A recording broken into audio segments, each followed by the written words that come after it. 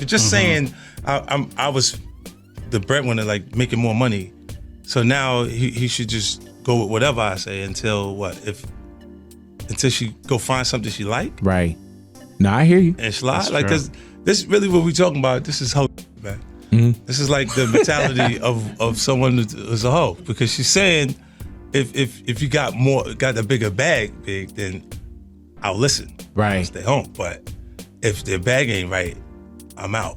That's hoe talk. 50 Cent calls Gabrielle the hoe. Gabrielle Union believes whoever makes the most money in a relationship has the right to sleep around. Yeah. But we had someone by the name of Curtist Jackson. That's right. He wasn't fond of those words, and he decided to make a statement exposing what that mindset is really all about. That and much more on today's episode of Escape the Matrix. What's going on? Your boy Gamma back with the lovely Juju. Yeah, we're talking about 50 Cent, man. And not really 50, but what he said about Gabrielle Union. Right. We want to focus on Gabrielle because she made a statement that, I don't know, man, it rubbed a lot of people the wrong way, especially people in relationships that are trying to keep it together. Yeah, so we're going to talk about that in just a second. Go ahead and hit the subscribe button if this is your first time. Notification bell. You don't want to miss a video like this. Like the video and be ready to share your thoughts below. So, Juju. Yes, sir. You know, we talk about relationships quite often on this channel. Primarily, that's what we do. And, you know, we talk about the good, bad, and ugly. And sometimes it takes people that are well known, right? Yeah. Celebrities, notable figures, etc.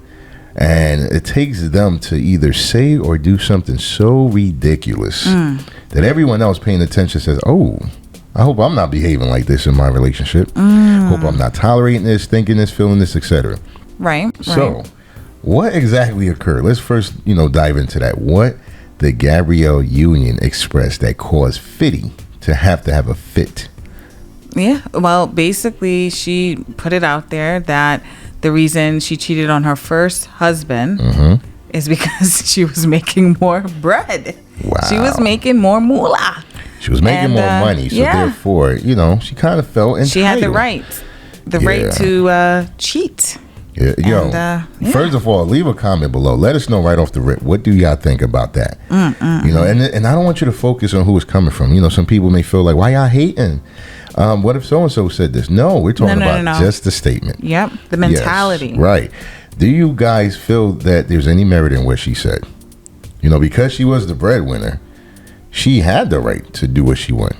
Or at least she used it to explain why she did it. That's a load. Yeah, Juju. And it's a smelly one. Yeah, Juju. That is a lot because first and foremost, like you said, just the statement in itself. Yeah, just let that simmer. No apology, no regret, no remorse. There's nothing indicating that she realized what she did was wrong. Was for those that have some kind of spirituality, it's clearly a sin, right? Right. A lot of people, they get married, they hear words like holy matrimony and before God's eyes, let no man, separate or split what God has put together. Yeah. So nobody has problems using those, spiritual terms, right? But when it comes to what Gabrielle described, and you hear words like adultery, sin, everybody shies away from that. Right. They try to glamorize what they did. Entanglement, stepped out. And no. That's grimy.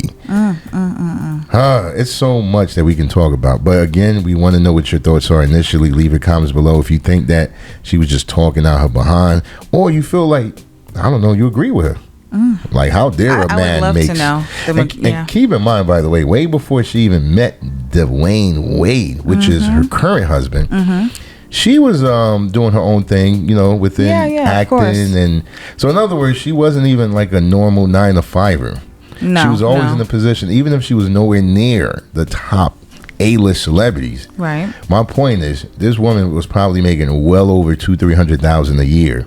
Okay. 4 years. Okay. So I don't know what her husband was doing. I don't even know who he is. Well, I'll say this much. Yeah. He was not a broke person. Exactly. He was making his own money. Right. Right.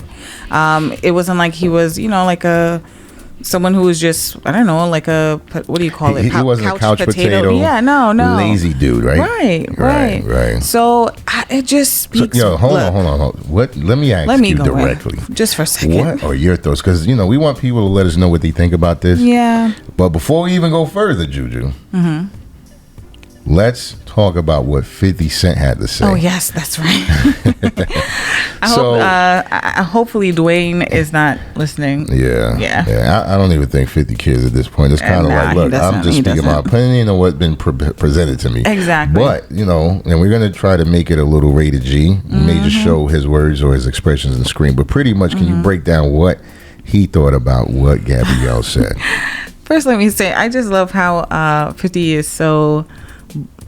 just so raw with his words. But anyway, wasn't it a reference to like a garden tool or something? Garden tool behavior. Yes, that's the rated G version of what he said. That's what he said.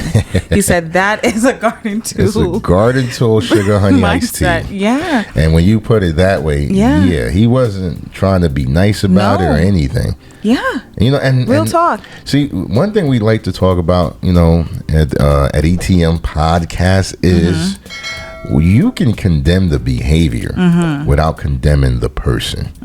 So even if the person is doing things that are foul and wrong, right? We all should have the ability to, reprimand that behavior. Exactly. In other words, call it out. Like, hey, this is not something that should be done. No. It shouldn't turn into a back and forth and, well, you did this. Or don't be judgmental. Right. No. Right. If someone does you wrong, we all should be able to acknowledge that wrong. Yeah. And I think that's the question, right? Yeah. Is this a wrong mentality to have? Yes. A way of thinking? Right. Because, let's say people on this side says, no, there's nothing wrong with it. Yeah. Then what does that really say? Like, what does that really relay in, like, when it comes to a relationship? Right. Especially marriage. Right. Because, again, there are some people who think, like, when they have a boyfriend, girlfriend, doesn't matter if they've been, if they've been together for months or years, they always feel like, well, I wasn't engaged or married. In other words, they demote their behavior and minimize it based on how, serious they are in a relationship. But, she was married. And she felt. So, I'm going to pose a question back to you. What are your initial thoughts of her statement? I'm disturbed because I know that there's a good amount of people out there in the world who really, truly believe there's nothing wrong with that. Yeah. That is how I just feel like that is how broken, how much brokenness exists out there in people, right? Yeah. In terms of what they equate as value, right? What they feel is the standard, and what that main thing that we hear so often is money. Right. That sets the standard of loyalty, right? Of being faithful, trust, all of that, right? Yeah. So commitment. It disturbs me. It really, really disturbs me because you are setting such a low standard. Like, I don't even want to call it a standard because, look, don't get me wrong. No one really wants to come into a relationship such as marriage with someone who's very unstable in the sense of, financially speaking. Right. They want, their significant other to be able to contribute, right? Women and men, right? But to say, like, listen, if I'm making more than you, like, don't even expect me to be faithful. And we also have to acknowledge the fact that, yes, it is coming from a female, a woman. That plays into it as well. And this is not a bias, meaning I'm not saying it's more acceptable if a guy was to say it.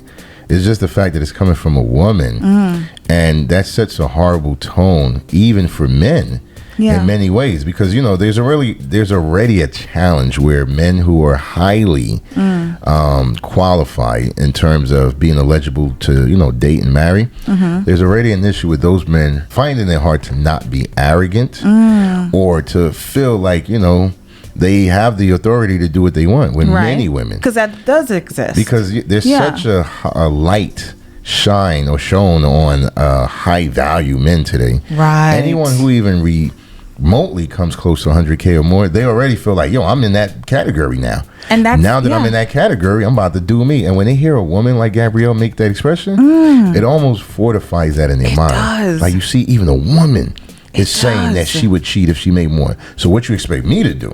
I'm paying for everything. It's not that I'm making more, I'm making all. So you have no right to complain or you know. And so that's one aspect. The other thing, real brief, you know, because I did ask you what your thoughts are, and you had a lot of good points. But I was thinking about, you know, other examples, right? You have, let's start off real big first. You have Oprah. You have Michelle Obama. You know, at one point, of course, she was certainly making more than her husband based on what she was doing. And, you know, they don't always pay the most in money in politics. But either way, that's another example. You have, even more recently, Serena Williams, right? Yeah. As much money as he has, she has more than like double it. My point is, should these women adapt the same mindset as Gabrielle? Right? Because it's not about whether or not you're making money, whether or not you're stable, you're secure. It's just, I made more. I got a bigger back. See, that's what disgusts me the most. That concept of I make more. It's the competitiveness. You're not together. You're not growing hand in hand. It's more like you versus me, you versus me. And it's what we're seeing here in many marriages, in many relationships, it's a fight of supremacy. Who will hold the most power in the relationship? Whether through manipulation, whether through finance, status, etc. But no one seems to look at it as us and we anymore. I don't know, man. We're gonna probably, you know, come back to the story at another time. We just wanted to quickly glance over it and definitely open up the floor to what the audience has to say. Right. Because I know there's a lot to be discussed. So we're gonna come back. Because I want to go in more. We got to go in more. We already played the clip, and you know, you guys heard what 50 had to say. We already, you know, explained what Gabrielle had to say, and we touched on just a few things.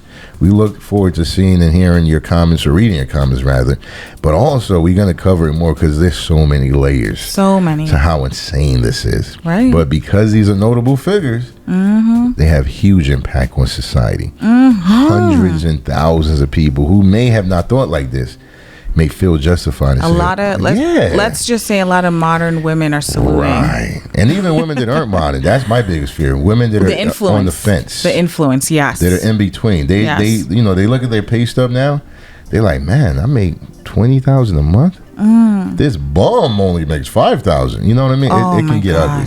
Anyway, that's it for now, man. Just wanted to share our thoughts with you. Make sure you share yours with us. It is your boy Gamma, signing out with the lovely Juju. Before we go, though, hit the sub button if you haven't.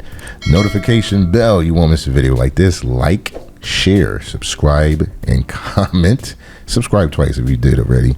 Do it again. But anyway, until next time, escape the Matrix.